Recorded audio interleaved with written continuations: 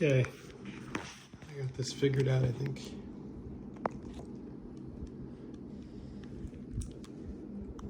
Probably gonna mess up your camera. So these are 3/4 UVC nipples, 1-inch hole in the duck, and this is 1-inch pond tubing for pond pumps, and these little grills fit in. So evenly spaced now, drilled. I drilled the duct, then I glued it, then I taped it. So 12 volts and 0.9, almost 9.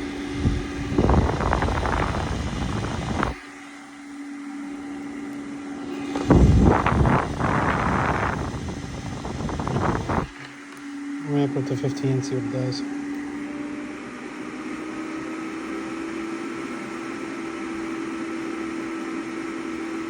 We're at 1 amp now. That's what I want to go for.